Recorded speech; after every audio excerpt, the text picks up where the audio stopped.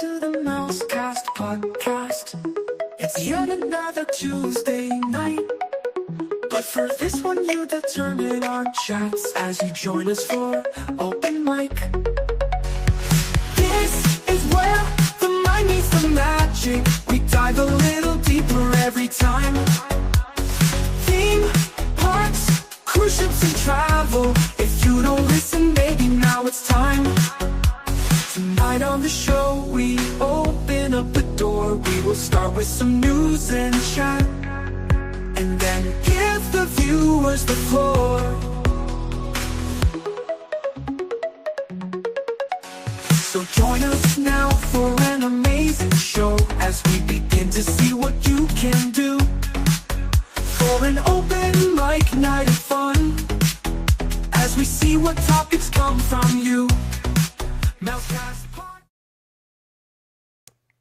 Hello and welcome to Mousecast, the podcast where the mind meets the magic. This is episode 72. We want to welcome you to our first open mic night. Now, what this really means is that you get to be the one selecting the topics that we talk about, and we're going to do it all live right now as folks are joining us. So if you have just joined us and you are watching us right now, share in the chat, either over on the Facebook chat or over on the YouTube chat, and give us some thoughts of something and topics that you want to talk about. We're going to start off with an initial topic or two, and then as we're going, though, if you've got stuff you want us to talk about, have questions, comments, just reactions, here we go. Chris already says, Mousecast episode 72, the search for more money. You know, we'll get to Spaceballs 2. I've heard rumor about Spaceballs 2 coming, just as a kind of thing. I love Spaceballs. That's a great thing there. So thanks, Chris, for sharing that. Want to say a huge welcome to Hawk, Megan, and Matt. Hey, all, welcome to our first open mic night. What do you think? I'm excited about this. Little nervous about what those people might be dropping in the chat. Yeah, we're going to be fine. As we said, it's a family show. Keep it clean, folks. So we do have lawyers on standby on my behalf. So yeah, really. I figure they can help us coach through this. I'm super excited for tonight. I'm excited to talk a little bit about the announcement of the 7th Disney park coming out. Yep. I think that's going to be an interesting topic because it is an interesting location. I think it's going to be pretty amazing, but I think they're going to face some challenges as well. So yeah, I do too. Matt, what do you think? I mean, so here's what we're talking about, folks. So our first topic that we were going to bring on, Disneyland or the Disney company, pretty much out of the blue on May 7th. Say hi, Chuck. Matt, say hi. Sorry. Hello. Yeah. Hello. Hello. Is it okay? Am I good? Boom. Okay. Is this on? Yeah, sorry about that, Matt. So on the 7th, pretty much out of the blue, Disney drops this announcement in the morning and on Good Morning America, where the anchors, as I understand it, had no clue what was coming. The reporter was out in Abu Dhabi and had done this whole story, but nobody back on the set knew it was coming. And Disney says, hey, folks, we're going to build our 7th international theme park. Welcome to Disneyland Abu Dhabi. And we all kind of went, what? So I've got the news release, the official news release, pulled up here. Actually, let me do a quick share screen so you guys can actually. I was very impressed with the CEO of the company that's going to be responsible for building. Right. Seeing him in an interview. What is it? What's the Mir? I've got it. If you want to pull it up, I've got it here shared on the screen. You should be able to see it now. So they've been responsible for a lot of the attractions in that area as well, that they've helped build up and do. That company's pretty amazing. From the sounds of it, it does appear like it's going to be more like a Tokyo, that's third-party park than direct Disney ownership. So it's going to be interesting to see that dynamic as well. I'm actually kind of excited about that part of it because, and Chuck, now of the four of us, Chuck's the only one who's been to Tokyo Disneyland. Yes, but indeed. From what I understand, things get a little bit more attention over there, maybe slightly better maintained on the maintenance front. There are fewer complaints in general, it sounds like, from, this piece of this ride broke down, or, obviously all all theme parks have their issues, right? Yeah, they do. But it for to look at Tokyo Disneyland, and I think Megan, you're exactly, and Hawk, you're exactly right. This is the best analogy or the best comparison that we have. So, for folks who might not be aware, Tokyo Disneyland, Tokyo Disney Sea, not owned by Disney. They are actually owned and operated by the Oriental Land Company, and the OLC licenses Disney IP for the park, and Disney does, and Imagineering does work directly with Oriental Land Company on new attractions, updating attractions, and all that kind of stuff. So Disney has a significant hand in it. But as far as operation goes, as far as the construction goes, as far as all that goes, OLC handles it. So the same thing here. The Abu Dhabi and Miral is the name of the company that is going to do this, and it's called. They're going to build it on what's known as Yas Island. And in fact, I've got Hawk. I don't know if you can see the share right now. I created a share for you. I've got the news release up right now. If you want to put it up on the screen here. Here we go. So as it says, this is going to be on Yas Island. It's going to be a waterfront resort. Now, I did a little bit of looking on this Yas Island right here. This already has a huge number of existing theme park related destinations and experiences.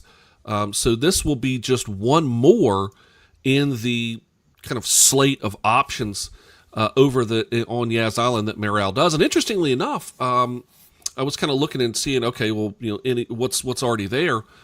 They have a very interesting concept of ticketing. They have something called face recognition.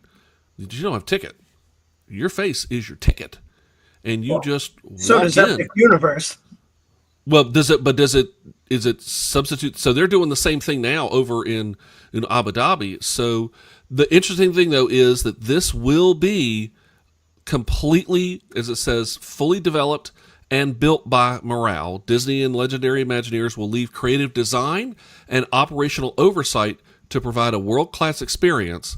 But Miral, which has developed a number of family-friendly entertainment destinations on Yas Island, in collaboration with American Express and European brands, will operate the resort. So this is not going to be a Disney-run resort. So one of the things I think is really impressive about what that company has already done is, one, the spare no expense mentality that they do have. That excites me a great deal. Mm-hmm. I think the castle you may see built at that park may be the most extraordinary castle we've seen in any Disney park anywhere. I mean, the day they announced it, they had a better night show than I've seen at any of the parks, just with the drone, building the castle. Yeah, the drone thing. Fireworks. I mean, it was insane if you actually saw any of the leading up to that. It's super exciting. And I mean, obviously it's a fun thing to speculate. We've enjoyed speculation about Epic Universe and doing the things we did with that. And I think there's a lot that potentially comes of this that could be very exciting and game-changing for additional parks. There's the drone show with the music and the fireworks. Everything was pretty incredible, and that was the castle. Here's the castle right here. Drones at the end. I think what they potentially have to offer is going to create an amazing Disney destination. I'm curious to see how the cultural differences affect the Disney crowds that choose to go.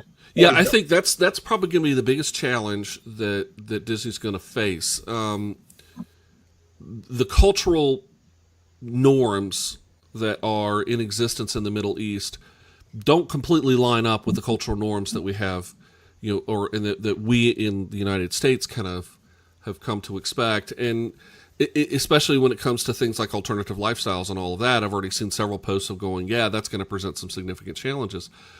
Maybe it will, maybe it won't. And that's the thing. I was going to say, I don't think it does, in the sense that I know several people that have traveled to Abu Dhabi, and I had a conversation with this with my daughter and some other friends as well, that I think much like going to Japan, people fall into the culture of where they are in a respectful manner. They don't just take liberties that they would normally take in their home country, because they don't want to overstep boundaries in places that they're not familiar with. So I think there is some cultural hesitation, so to speak, to make sure that we act appropriately while respecting another culture or land that we're visiting. And I just hope that continues. But I think with that being said, there may be some people that are just a little uncomfortable with the laws or the regulations in the country that may choose not to go as a result.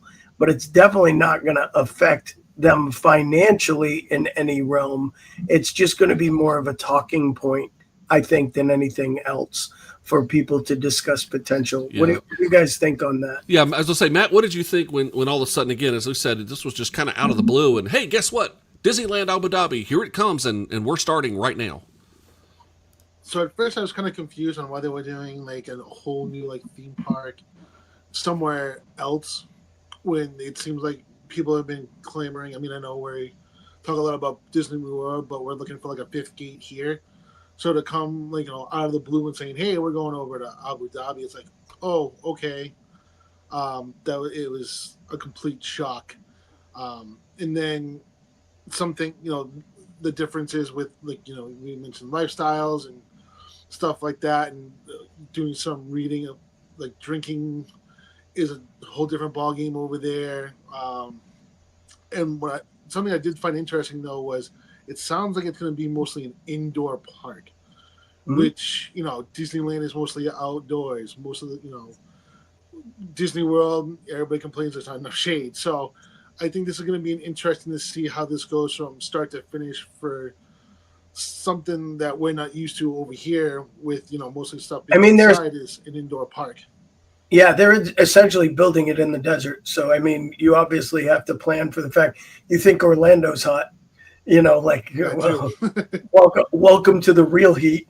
Well, I mean, so, to that point, if I remember correctly, they were going to have the World Cup in that area, and they had to move it to a whole different time of the year because of the heat. So, when you talk about hot. Yeah. Megan, what are your thoughts? I still think this is, and to Matt's point about it being a shock and that they're doing this, I think it's very telling that they're doing it with a third party. Again, very much, this isn't something that's owned and operated. Disney's not stretching itself by itself to do that as they would with expansions here at home or in some of the other parks that already exist that they do own and operate. So I think that that's very telling. This is an opportunity that they have, I think, because of the third party involvement. And to get into definitely a space that I don't like, obviously none of us even considered. I think if you asked any of us a month ago, hey, Disney's going to open up a brand new location somewhere in the world, where do you think they'll go? I don't think Abu Dhabi would have been like on a top 10, 15, maybe even 20 list. It would have been for me. I'll be honest. It would have been a top 5 because SeaWorld recently opened a park over there. That's amazing.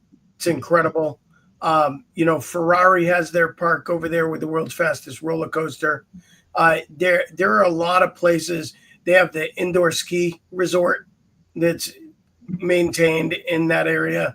Dubai, Abu Dhabi, they have an insane buildup and an insane amount of money. And I think, one of the things we all kind of comment on over the last couple of years is that we feel as though Disney has targeted the high-end dollar and is targeting that in the States and Disneyland. Let's be totally honest. You don't get any more high-end dollar than the UAE. There is no higher percentage of wealth anywhere else in the world. So if you're going for the high-end dollar, that's exactly where I would have expected them to go. I'm going to need them to bring back the Disney weddings show that they had. Only I want to see Disney weddings Abu Dhabi, because holy cow. If people think that Disney World and Orlando weddings are expensive, holy cow, y'all. All right. Oh, man, that'd be great. So Chris says here, just watching from the Imagineering story and how they were able to incorporate the different cultures into the overseas parks currently in operation, I'm just curious to see what's in store. And Chris, I think, has a really good point here. Disney is well experienced in incorporating that culture. Now, their first foray, again, if you go back and watch the Imagineering story on Disneyland or on Disney Plus, Their first foray into dabbling into an international park, of course, was Euro Disneyland, now Disneyland Paris. And there were a few stumbles in that very first effort, especially Euro Disneyland, but they learned very quickly.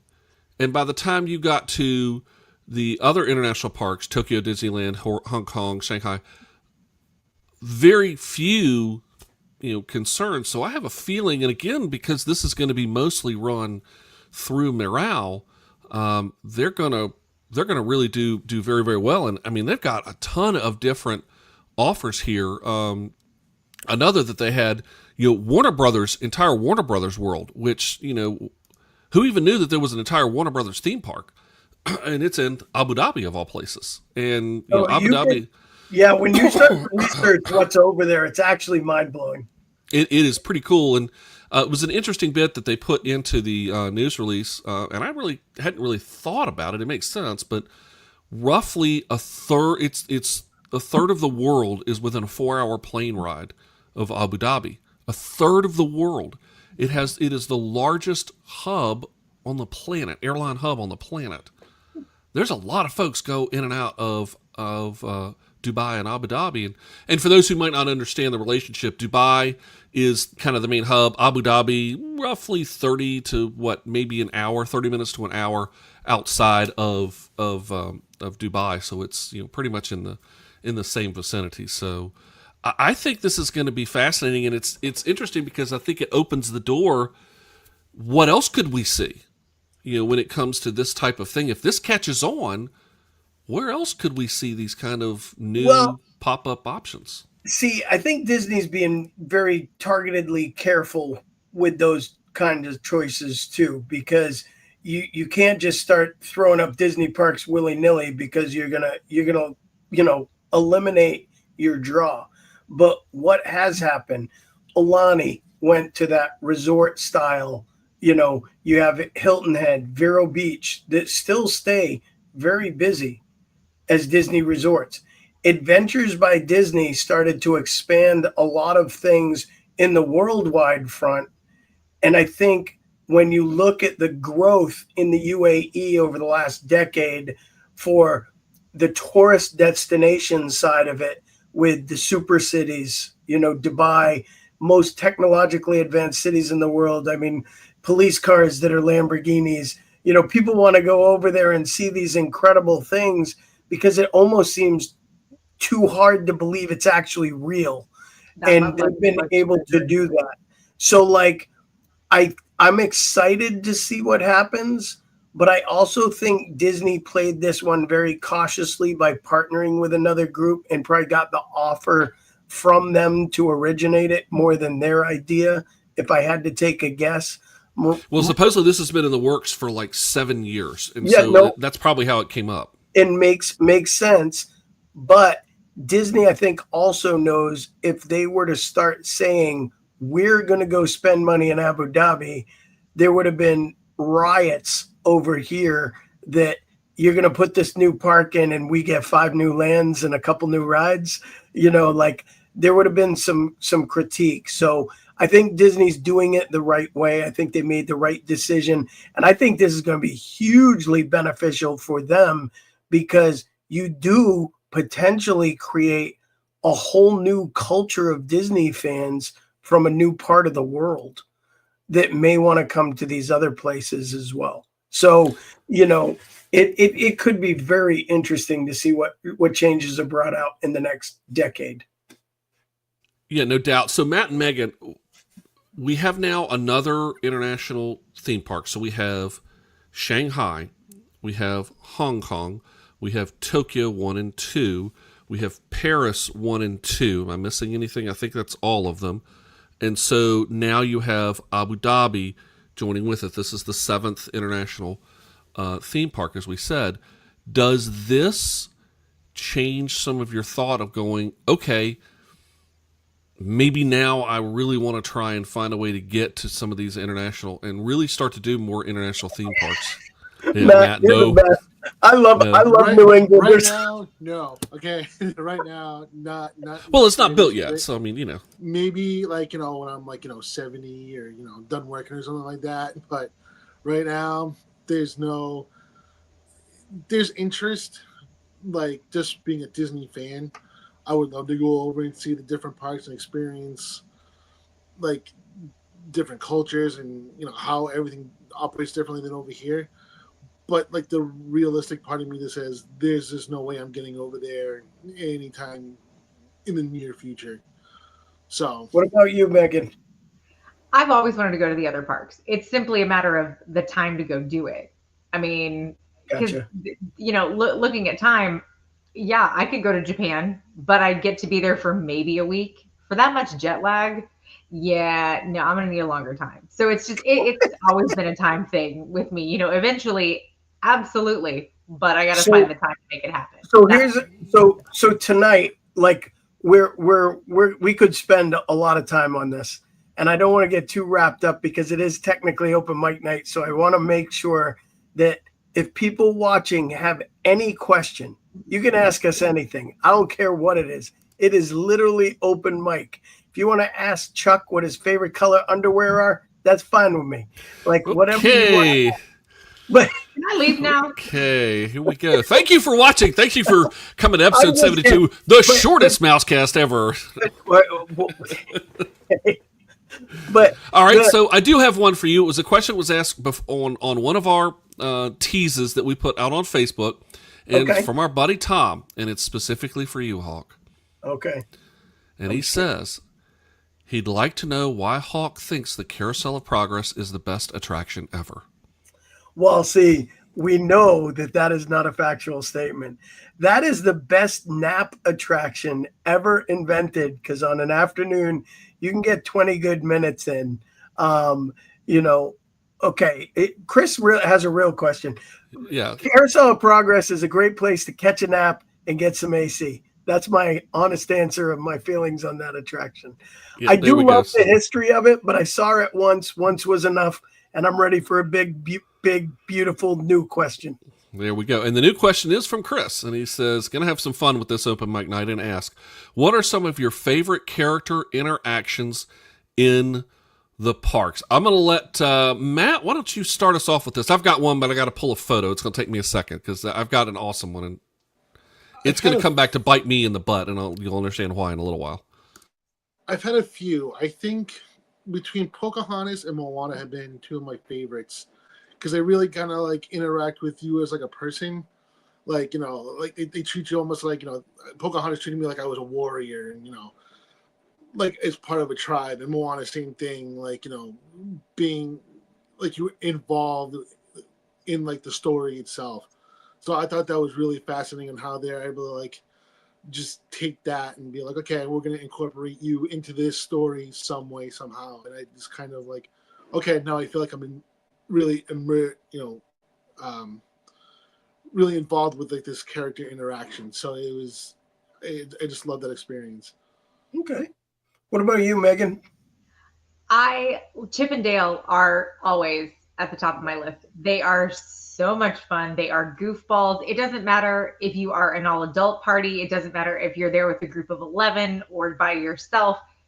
They're hysterical and they're so much fun. And for the non-face characters, for me, they're kind of the ones that I can spend the most time with because they end up walking you through this whole storyline. They draw you into whatever antic they're up to. Yeah.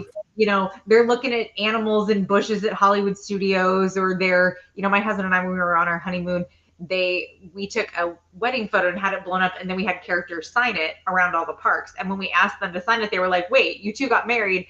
And they made us kiss for a photo and, covered their eyes. And it just, there's always something, no matter who it is.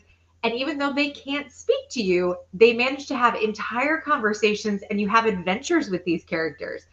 And those are the ones that I love, and I think those are the ones that we also see go viral, are the ones where a non-face character takes a guest on some sort of adventure around a part of a park, or, just is really, really into it. And the fact that they can communicate that well and really have that much fun with the guests without speaking the same language is really, really special. It's always some of my favorite, but Chip and Dale are I always just end up in stitches with them. They're so much fun. All right, Chuck, what's yours? All right, so as I'm doing this, I'm trying to find, because it's the photo tells the whole story. So Hawk, you tell yours real quick. Okay, so I have two, and I do it two different ways. In the park, in Galaxy's Edge, I love when Chewbacca is out. There is just nothing better than Chewie. He makes everybody laugh. He's such a huge commanding presence. He can't hide from behind people. He towers above everyone. So you definitely see him in the crowd. And his interactions, much to Megan's point, even though he doesn't speak, he's very animated and really takes care of stuff. But one of the interesting things about that question, Chris, is your favorite character interactions in the parks aren't always necessarily in a meet and greet, or they can be in a dining experience. And for me, Donald Duck at Topolino's is one of my all-time favorites. He dances around. He's hilarious with the kids. He's so fun, so interactive, and just really steps up the game even further than what I would expect from a character and an experience. He's always had me laughing. I mean, the characters really can make an experience or a moment in the parks last forever. They can make it a memory you will cherish for your entire life. And I know so many times walking through the parks, we've seen interactions with, maybe it's the Mandalorian, maybe it's one of the princesses walking around, or Belle, in Epcot. Maybe it's just Daisy, Yeah, you and Minnie Mouse, we do know. You love you some Minnie Mouse. That's Chris's favorite. But I think the caliber of what these characters are able to do to create magic for young children and adults alike. You see comments sometimes where people say, I wish adults didn't stand in line to meet these characters and take away from the kids. I'm like, we're all fans, and I get a bigger kick out of watching adults interact sometimes than I do seeing the kids, because the adults get into it as well. And it's really nice to escape back to your youth and not feel like you have to be a child, but can be a child. I think that needs to be respected more in the parks. I think that's something that bothers me a little, that people are always like, it's not for you. Well, it is if you love it, and you should be allowed to love it. You should be allowed to enjoy that. And I think that's something Disney does very well. Chuck, did you find this picture yet, or do we have to do this on another episode? I did just find the photo. So here, allow me to share this. Let me stop this one, and let me get it to you and share this screen. Now, this comes with, Hawk, don't put it up yet, okay? Because my younger son will absolutely murder me the minute this gets up on screen. So we have to set this up first. This is over at Akershus. And, this was early on. This was 2007. It's actually our very, very first Disney trip with the kids. And the first time I had been at Disney in 25 years, since like the early 1980s, 1983, when I last went to Epcot. And at Akershus, they have this. I don't know if they still do this or not, since COVID and all that jazz. But it used to be that the princesses, there was always one princess who laid it up with the lipstick, and would come and find a young prince and would plant this big old smooch on this prince. Hawk, we ready? Ahead. So this was now he is 25 years old now. So again, he's going to see this photo. He's going to see this video. He's going to absolutely kill me. But he sits there, and the princess plants this smooch on his forehead. And of course he's like, oh, no, get it off. But I managed to snag a very fast photo beforehand. And it was just so much fun. It's going to show up again at the rehearsal dinner whenever he gets married. My older son also has one as well. But it was those interactions and just how much fun the princesses were. The same princess? No. It was a different time. Okay. I was going to say, they got to make the right choice here. Can't be taking two little boys. No, it was a different, another time, but it was also at Akershus, funny enough, because they'll sit there and they plant this. In fact, I don't know if you can. Here it is, right here. Hold on, let me. Okay, so Chuck, while you're looking for a picture that'll take half our show, we'd like to. Here it is, right here. There it is. You'll see the smooch. This is the actual there is the there big you old go. smooch. So No I mean, they way. just lay it right on, and so That's you know, awesome. it was so much fun. So All right. So another question we have on open Yep. mic night here is, if you could bring back a retired Disney attraction, which one would it be? So Megan, you start us off with this. If you could bring back anything, what are you bringing back? There's so many, but the first one that came to mind was the Maelstrom. 100% sign me up. Dumped Frozen by the side of it. Sorry, Elsa, I'm gonna let you go, and Let it I'm bringing go, back let my it go. Maelstrom. What do you got, Chuck? the answer is right here. Horizons. Horizons? I would bring back Horizons, and I do.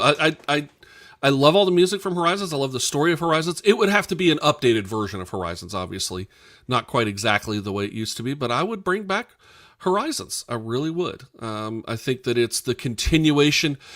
Horizons is part of what Epcot was always meant to be, which is looking to the future. And so I would bring back Horizons. What about you, Matt? So I know people are going to scream "Great Movie Ride," but I'm actually going with the Backlot Tour.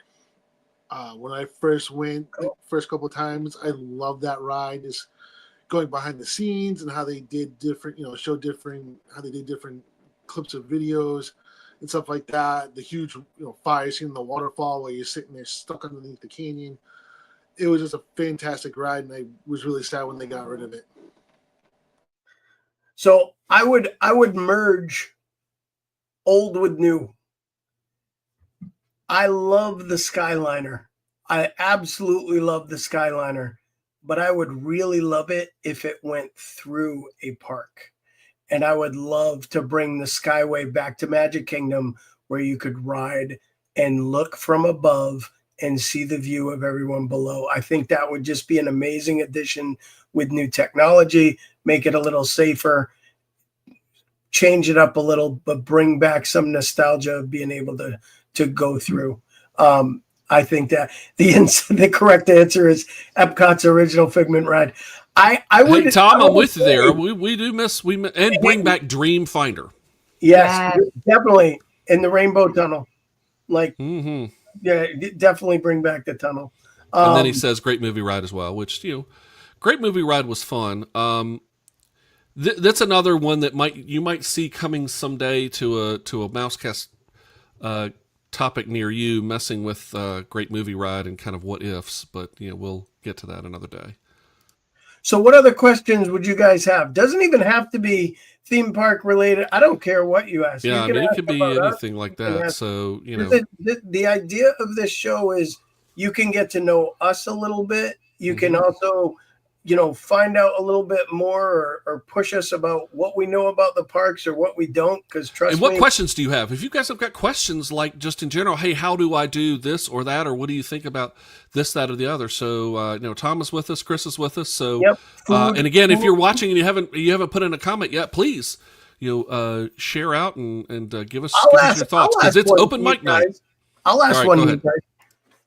If you could go into the park and grab any food item at all, but you only get to get one, you can only get one thing, what would you go into the park to get? And I have would to it ask a be? qualifier on this. Is there a limitation to this? Like, as in, it can only be a snack, or it can only be okay. It could be a meal, it could be a snack, it could be a drink. What if you have the opportunity to get one thing? And I'm not talking like, And it's only parks, not resorts. I'm not talking like, oh, I'm gonna go get a buffet to fill up. That's not what I mean. Like, if you had one option and you're like, oh my God, every time I go to Disney, I have to get this one thing. Okay, so this is because that's my qualifier. Is this one thing at all of Disney, or like, can I do one thing? Yeah. For park? all of no. Wow, Megan. So resorts too. We only got 26 minutes left. Like, it's just one thing. One thing. But the resorts are fair game too. Yes. Anything. Oh boy. What would be your one thing? It might take me 26 minutes to think about this. Wow, this really is. I mean, where the mind meets the magic tonight. Yeah, really. Right. tell you what, while you guys do that, ponder that one for a second, and we'll get to I think a little bit of a quicker question we can address. Tom says, for those that travel a distance, what's your perfect length of stay at the parks? And Tom, I know, is with me in Virginia. For us, it's a 12-hour drive to Orlando, and for that, minimum 4, but really ideally anywhere from 5 to really 7 or 8 to 8 days, maybe as much as 10 to make it worth the 12-hour drive. I'm going to go with 7 6 to 8. 10. And I'd say 6 to 8 days. So when I had custody of my daughter up in Boston, when we were doing split custody and I would get my visitation, I would often have her long weekends and it would be rushed, but we would fly out Friday night after she got out of school and fly back first thing Monday morning. And that was still a great weekend for us. But twice a year, we would try to do a 10-day trip. We would try to get down and actually stay for 10 days. Now, on the 10-day trips, we obviously went for the cheaper lodging due to that factor, because you start getting into resorts for 10 days, plus kennel and dogs, and you better be giving me Powerball money because I can't afford this. But it's, Pop Century, we had one year where we spent a total of 40 nights at Pop Century in 1 year. That was a great year. But I think if you're traveling from more than 12 hours away, I think 7 days, if you've never been to the parks, is a good amount to be able to really get a good feel for stuff and experience it and feel like you could go back and redo some of the things you did that you really enjoyed. I think less than that, you start to feel rushed and a little overwhelmed. It depends if you have kids or not too. Like in our Right. situation, it's, 2 little kids, you're rushing around, but there's just so much to see. Like, even a week doesn't even seem long enough at points. Like our last big trip was 10 days and there was still stuff that we didn't get to. And we went to the parks almost every single day. Never do it all. Well, I mean, Matt, Yeah. And to Megan's point right there, I mean, I go weekly, and every week I find stuff I've never done before, never seen before. And like, that I think is something that's true for Disney, but to feel fulfilled in getting your bang for your buck, so to speak, I think you can leave on a short stay. You can feel like you should have stayed longer, if that makes sense. You know what I mean? Whereas if you give yourself like 7 days, you start to get back to that point. Like, I want to go see Happily Ever After again. I really love that show. I want to make sure we go one more time. You have the opportunity to kind of do things again that really meant something and kind of build that passion up. Even with the small kids, like when we started, my daughter was 5. So, like the trips going in, it was for her, but, it was, what do you want to do? What do you want to do? What do you, and you're catering to the kids and, they're like the pool and you're like, the pool's in every hotel, but Yeah, but there are some pools and then there are some pools. Correct, we love you very much. I understand. So, all right. So to get back to Hawk's previous question though, okay, one food. I had to think about this and I'm going to play the cheating lawyer answer. I'm down to 2. If it's something that's savory, frankly, Earl of Sandwich came to mind. I mean, we love a good Earl. I mean, it's really good. But at the same time, if I'm going for something sweet, it's actually over in Epcot. It's at Rose and Crown, and I'm getting sticky toffee pudding. Every time we go to Rose and Crown, we get that sticky toffee pudding. If you've not had it, trust me, try it, and you will never, ever not get it again. Okay, Matt, do you have that your good?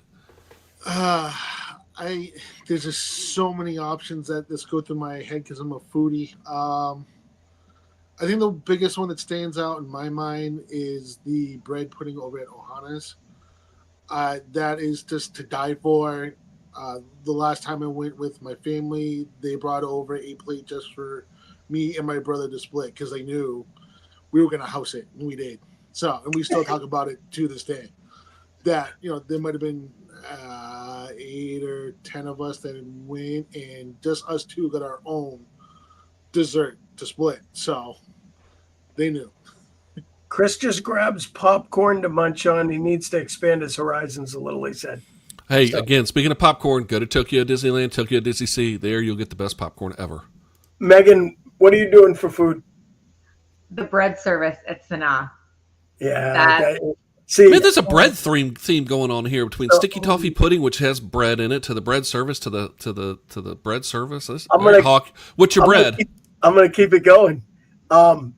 Beignets at Port Orleans. Oh yeah, I will say this is a secret that like we just stumbled into one day, that if it's cool and rainy and it's kind of a crappy moment or crappy time of the day and you want to get out of the parks, we grab a bus, we go over to Port Orleans, or we'll drive over to it, and we go to the French Quarter, we go sit down, and we have beignets.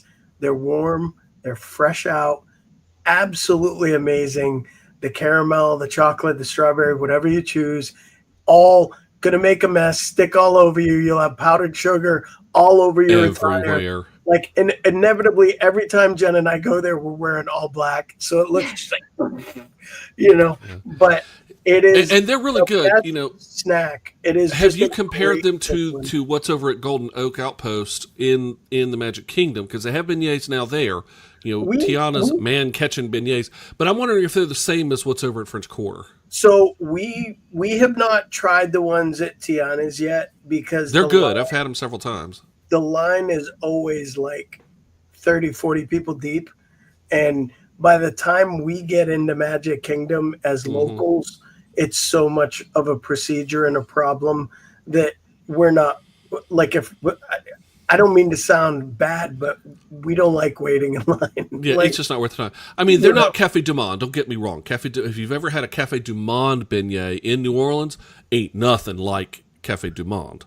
Get your butt to New Orleans right now and have a beignet at Cafe Du Monde. I'm well, telling you Mr. right now, Lionberger, I have not. Look, I was working on that trip. That was a 2000, and that was a working trip. So, Gotcha. yeah, I was working in TV at that time, and ooh, man, that was a rough trip, but it was definitely a good time. As we said, it's open mic night. What other questions? We've got folks here in the chat. If you've got some other questions as well, so or questions, topics, whatever, share it out. So while we're waiting for some other folks to pop up and another a particular question or topic idea for us here, real quick, lightning fast, similar to Hawk, but you can only go. You have the TARDIS. For those who know Doctor Who, you can immediately teleport to an attraction anywhere in Walt Disney World or Disneyland. We're going to add Disneyland here, and any time period. So that means extinct attractions too. Where are you going? Megan, go. Oh, I'm going to go ride Guardians as long as they're playing September. All right, Hawk.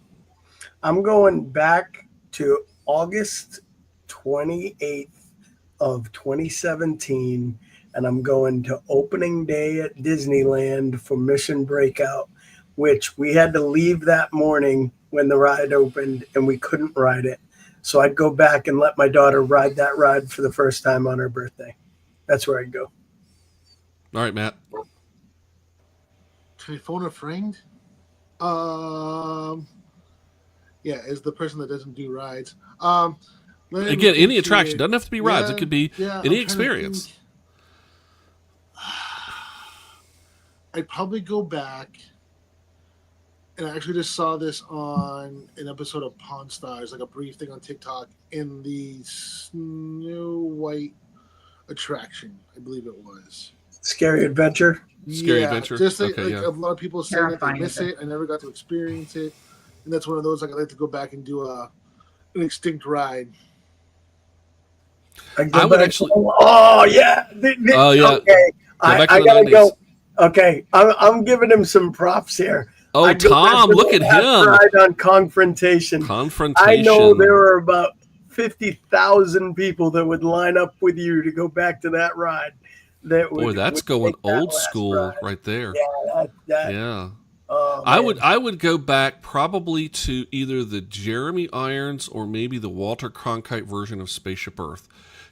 And maybe the Walter Cronkite only just because it's Walter friggin' Cronkite. I mean, just just that sound of Spaceship Earth, and the way the narration and the whole story. You get to hear Tomorrow's Child, the song again. I enjoy Spaceship Earth as it is now, but I do wish there were some elements from it that are. Chuck, I've been napping on that one too. I'm not gonna lie. Come on. Okay, Chuck, you said attraction, and I don't consider the nighttime shows to be attraction, but if we could roll those in, then I'm changing my answer. I'm going back and I'm going to watch Wishes in front of the castle. And it's funny you say that, and I'm changing my answer too, because you just reminded me, and I'm going to see SpectroMagic again.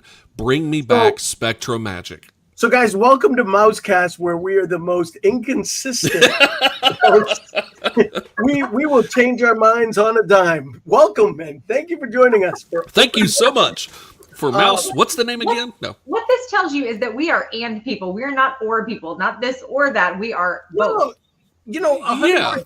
And what this also tells you in all reality, Megan, is it tells you we really do go back and examine and think about what all of the people on the screen right now have so many Disney memories, and that's, and Universal memories. Yeah. For those that, but we have so many memories to go back and look at. And, we are very blessed to have had the opportunities we've had to enjoy these parks.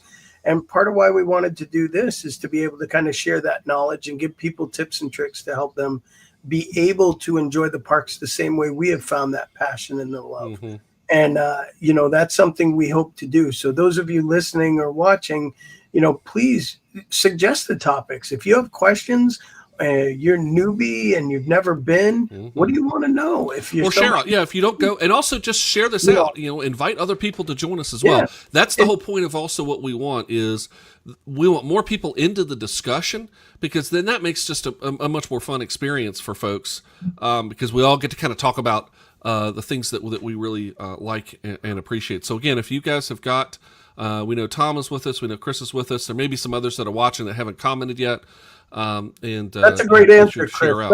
That's a neat way to do it too, because to think back to your very first time going to Disney, if you could relive that, I teared up. Guys, all right. So each of you, with Donald Duck, what's your first? What trip would you relive? Maybe not the first, but what trip would you relive? Any Disney trip, anywhere.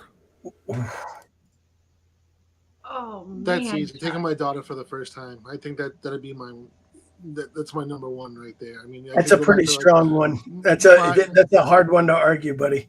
I was gonna say, just seeing her expressions and just the way she just got this enveloped in literally Disney World, it was mind-boggling. I actually cried. Yeah, I didn't cry for anything, and that brought tears to my eyes. I was just in awe. I cry over commercials, so I'll be the first to admit I'm not the guy that doesn't cry over anything. I'll tear up over the silliest stuff ever because it has an emotional tie to me. If it connects to me emotionally, I lose it. But one of the things Chris says he's going to go back to the opening weekend of the 50th anniversary celebration. I assume you mean at Disneyland. Well, no, actually, which one? Are you talking about World or Land? Land? He's talking Disney World. He was okay. He was there, so he would go back and do it again. I would say for me, that would be going back to Disneyland for the first time in 2015 with my daughter. And the reason that was so cool for me is that was the first park that we went to and both went together for the first time, because I had been as a child a couple of times. Tegan came for the first time in 2012, and then, we became passionate about it, but we went to Disneyland in 2015 for the anniversary, and it was our first time there, and making that memory together. I think I'd go back to that trip, and we stayed at the Grand Californian, and we did it up. We went to Knott's Berry Farm. We did a couple other things while we were out there, and just had a fantastic time in California, and time in San Francisco and San Diego. It was just a great trip. I'd go back and do that one in a heartbeat. All right, Megan, what would you relive? I'd go back. My grandparents took my family mid-90s. I think I was in elementary school. And I'd go back and do that one again, because it was the only time that I got to go to my favorite place, Walt Disney World, with my grandparents, and they're no longer with us. So getting to go back and, that was not only the only time that I was at Disney with them, but it's also a time before, they got older and some of the illnesses and the ailments and stuff. So just a completely different time there. If I could choose to go back and go back and recognize that, hey, I got this chance to go back, I think I'd also just be a little bit happier because I was a preteen and, kind of sassy and sulky and all the things. And I think I'd try to enjoy myself a little bit more. But I would go back to that trip with my grandparents for sure. Yeah, I have to say, this is actually a challenging question because, we've done more than 30 trips to Walt Disney World, 4 or 5 trips to Disneyland and some internationals. And while it's tempting to go back to like 2007, in fact, from the photo that I shared earlier, that was our very first trip. The trip that I would probably relive actually would be Tokyo Disneyland and Disney Sea for a couple of reasons. One, the whole thing was such a whirlwind, and so because of the time change, we were only in Tokyo for 4 days. It was just the way the timing worked. It was the end of July, and we only had 4 days that we could do. Just to go back and see the whole thing again, because just to take it all in, because it is so very different, especially Tokyo Disney Sea is so very different than any other Disney theme park you'll ever experience. To be able to go back and be in that environment, and it is a truly different world. It's a truly different culture that you get to, and I totally fell in love with Japan, totally fell in love with Tokyo. And again, this is, if it was you could hop on a plane and go anywhere that's a Disney park, where would you go? I wouldn't blink an eye. I'm going back to Tokyo. Love World, love Land, loved Paris. I'm going to Tokyo because it was just that awesome of an experience. And so, to be able to relive that, of course, we had my daughter who was there and was studying abroad in Japan. For 3 months and speaks Japanese, so she could translate everything for me. That was really helpful. So, all right. Any other comments or questions that we have? We have about another, maybe 5 to 10 minutes here. I got one for you guys that I'm curious to know. What's an attraction you did for the first time that literally left you speechless? Like just blew your mind? And it can be new, old, classic, it could be whatever, but just literally when you did the attraction, you got off and were like, wow. Now, I don't even care what park it's in. And one of mine is going to tease next week's show, but but what has just left you speechless as a ride or attraction or show, for that matter? It can be any of the above, but just... Well, actually, it's funny you say that. Now, as soon as you say show, then 3 come to mind, and it's hard for me to choose this. So I'm just going to quickly go through them all, just because I can do that, and that's Mousecast, and we're allowed to say "and," right, Megan? We're allowed to say Absolutely. "and." The first is Radiator Springs Racers over at California Adventures, because it is just really, really cool. But the more I thought about it, though, I went to first Velocicoaster, because I got off the thing and I didn't know if I was still alive or not. I mean, you talk about, you get off the attraction and you're like, wow, I wasn't sure if I was alive. But to be honest, the way you described it at the very end was no, not Soarin'. No, Chris. Chris says it's hard to pick when I have to say Soarin'. And I'm with you, Chris. That one's an emotional, I love Soarin'. It is, and I'm trying to, the Bourne Spectacular, is that what it's called over in Universal? Yeah. And it is this. I've seen it several times, and I still watch and go, how in the world do they do that? The same thing, by the way, the Beauty and the Beast attraction over in Tokyo, that last transformation from Beast the Beast to the Prince, the human, that effect is unreal. But that's one effect. The Bourne the Bourne adventure over in Universal, I mean, the whole show, how they pull that off, it's absolutely unreal. Yeah, I would agree with all those too. Confrontation was phenomenal. Haunted Mansion, definitely going to get you.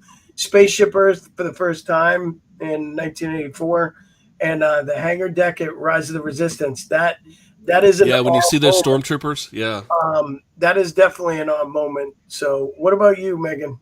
So first of all, when it comes to Rise, the first time I got on that ride, I knew nothing about it other than it was going to be immersive, and I knew the AT-ATs were going to be somewhere there towering over me. And that's all I knew. I knew nothing about the premise of how the ride starts.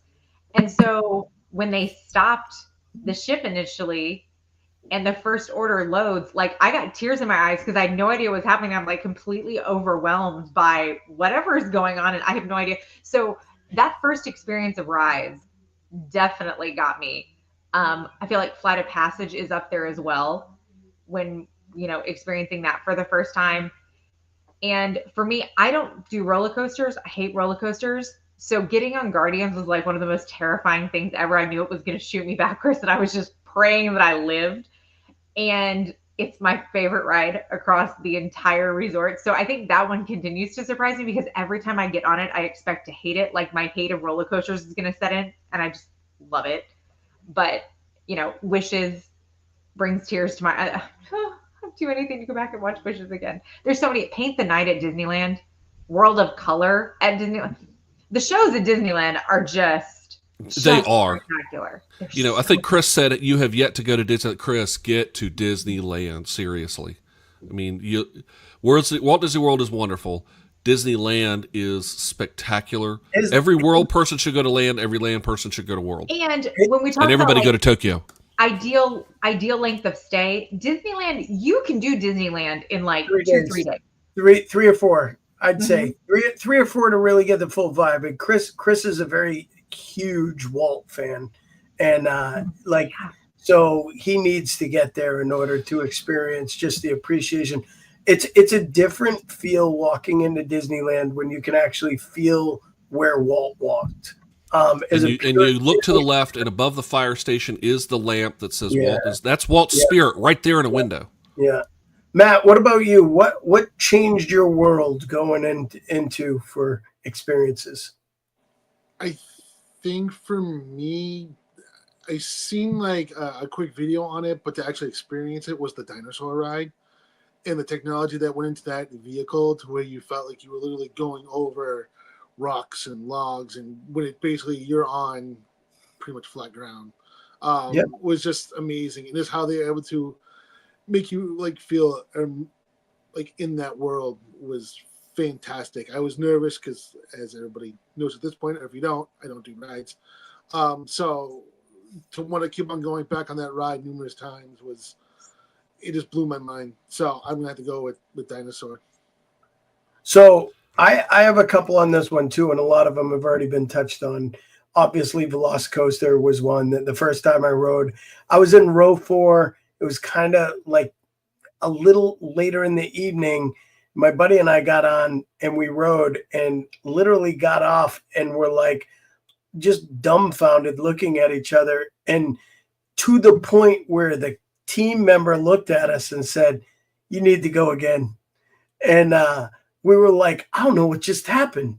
And he's like, "Go again. You want to sit up front?" And he put us up front. And I was like, "Oh my God, that ride is insane." And it was just the best experience. So that's one that shocked me. Flight of Passage definitely did.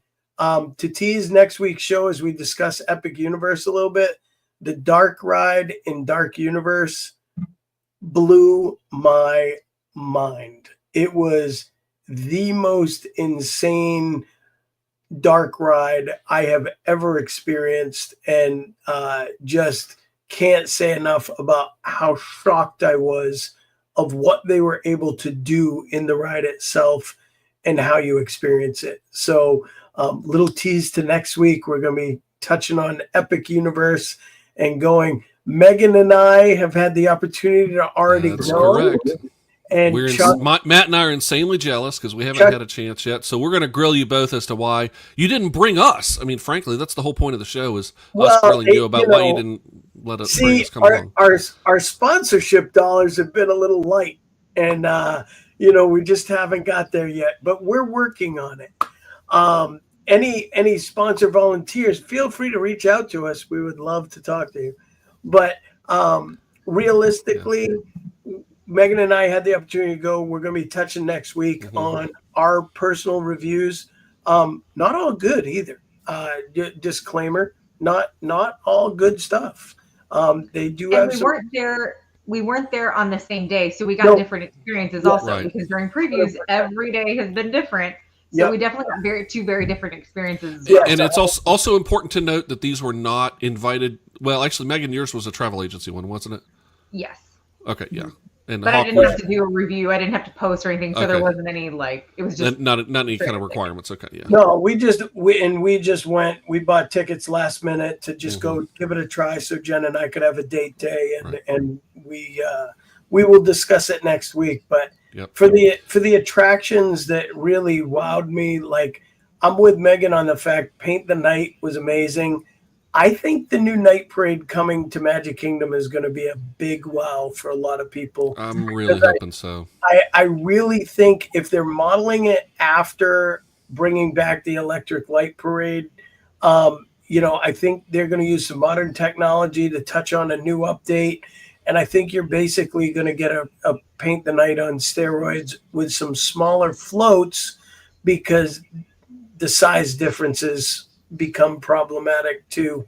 We'll see. They have the ability to use, actually they can use the bigger floats here, but just it's going to be interesting to see what they choose to do with everything. It will be. I'm excited for it. So guys, folks who have been here and so comment out on the show, how did you like this? We thought we would try something new, open mic night.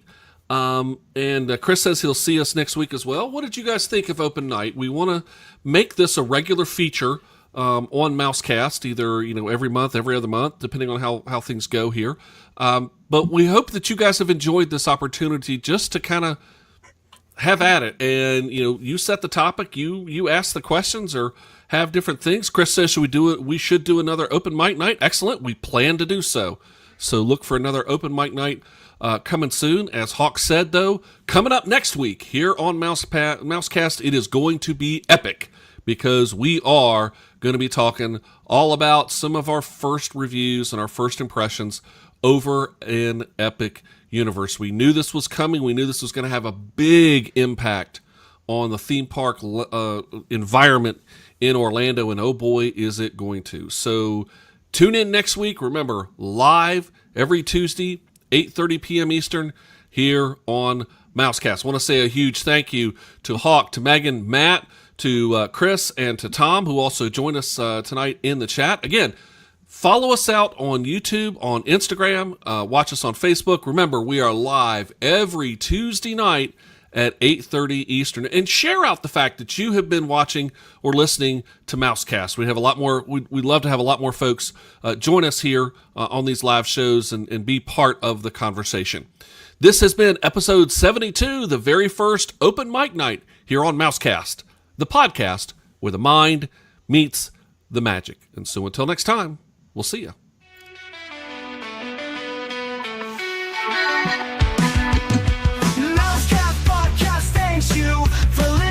To our show, when you let the mind meet the magic, it's where the deep thoughts flow.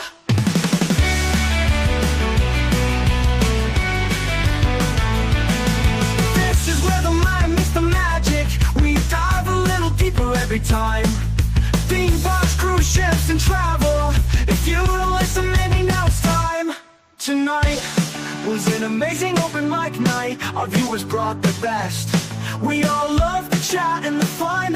Mousecast listeners beat all the rest.